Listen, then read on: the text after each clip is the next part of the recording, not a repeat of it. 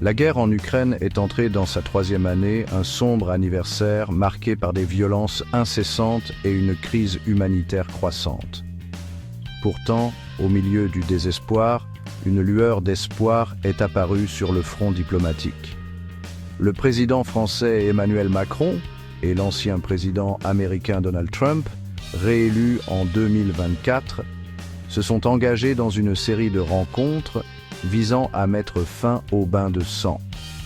Leurs efforts, bien que parfois divergents en apparence, soulignent l'urgence de trouver une solution pacifique au conflit.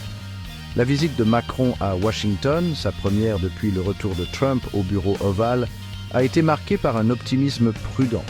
Les deux dirigeants, connus pour leur style et leurs approches politiques contrastées, semblaient unis dans leur désir de voir la fin de la guerre. Leur conférence de presse conjointe, cependant, a révélé la complexité du chemin à parcourir, les deux dirigeants mettant l'accent sur des priorités et des visions de la paix différentes. Le monde retient son souffle alors que ces deux poids lourds mondiaux naviguent dans les eaux troubles de la diplomatie internationale. L'enjeu est de taille. L'avenir de l'Ukraine, la stabilité de l'Europe et le fondement même de l'ordre international sont en jeu. Le chemin vers la paix sera ardu, semé d'embûches et de revers potentiels. Mais le regain d'engagement diplomatique, mené par Macron et Trump, offre une lueur d'espoir en ces temps sombres. Reste à savoir si ce fragile espoir pourra se transformer en une paix durable. Alors que Macron et Trump ont présenté un front uni dans leur quête de paix, un fossé profond s'est creusé entre les États-Unis et l'Europe concernant l'aide financière et militaire à l'Ukraine. Trump, fidèle à sa rhétorique « America First », a critiqué à plusieurs reprises les alliés européens pour ne pas avoir suffisamment contribué à l'effort de guerre. Il a souligné la disparité de l'aide financière, affirmant que les États-Unis ont fourni 300 milliards de dollars d'aide militaire, tandis que l'Europe n'a contribué qu'à hauteur d'environ 100 milliards de dollars, principalement sous forme de prêts. Ces chiffres, cependant, ont été contestés par des organisations indépendantes.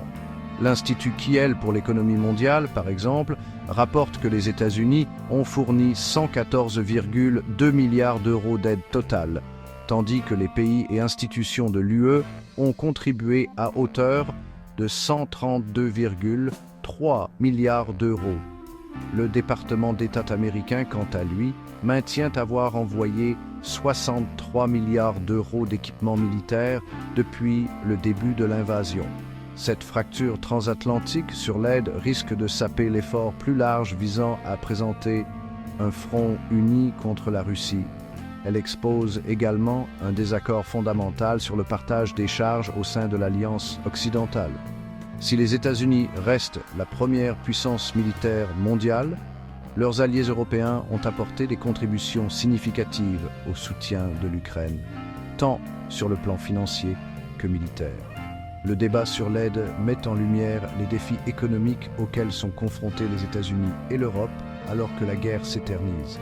L'inflation, les pénuries d'énergie et la menace imminente d'une récession mondiale rendent de plus en plus difficile pour les gouvernements occidentaux de justifier des aides massives à l'Ukraine, d'autant plus que leurs propres citoyens sont aux prises avec la hausse du coût de la vie. Les Nations Unies, autrefois conçues comme un forum pour résoudre les conflits internationaux, se sont retrouvées profondément divisées sur la guerre en Ukraine. Le Conseil de sécurité, paralysé par le droit de veto de la Russie, n'a pas été en mesure d'adopter de résolutions significatives condamnant l'invasion. Cette impasse a mis en évidence les limites de l'ONU en tant qu'organe de maintien de la paix face aux rivalités entre grandes puissances.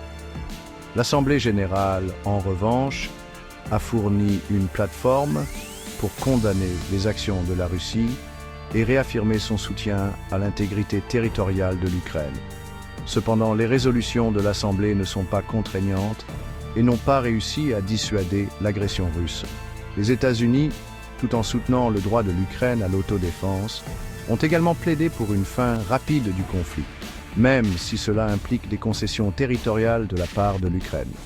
Cette position s'est heurtée à la résistance des alliés européens qui craignent que tout compromis avec la Russie n'encourage Poutine et ne crée un dangereux précédent pour les conflits futurs. L'incapacité de l'ONU à gérer efficacement la crise ukrainienne a soulevé de sérieuses questions quant à sa pertinence au XXIe siècle. Les critiques soutiennent que l'organisation a un besoin urgent de réforme, notamment en ce qui concerne le droit de veto du Conseil de sécurité qui, selon eux, sape la légitimité et l'efficacité de l'ONU. Emmanuel Macron s'est imposé comme un acteur clé dans les efforts diplomatiques visant à mettre fin à la guerre en Ukraine. En tant que dirigeant de l'une des nations les plus puissantes d'Europe et proche allié des États-Unis, Macron a réalisé un délicat numéro d'équilibriste, cherchant à maintenir le dialogue avec la Russie tout en apportant un soutien indéfectible à l'Ukraine. Sa récente visite à Washington a souligné son engagement à trouver une solution diplomatique. Macron a insisté sur la nécessité de garanties de sécurité pour l'Ukraine dans le cadre de tout accord de paix, arguant qu'un cessez-le-feu sans de telles garanties ne serait pas viable. Macron a également été un ardent défenseur de l'autonomie stratégique européenne, affirmant que l'Europe doit développer ses propres capacités de défense et réduire sa dépendance à l'égard des États-Unis. Cette vision l'a parfois mise en désaccord avec Washington, notamment pendant l'administration Trump. Malgré les défis, Macron reste une figure centrale dans la recherche de la paix. Sa capacité à dialoguer avec la Russie et l'Ukraine, associée à son engagement en faveur d'un partenariat transatlantique fort, le place dans une position unique pour combler les fossés qui ont entravé les efforts diplomatiques jusqu'à présent.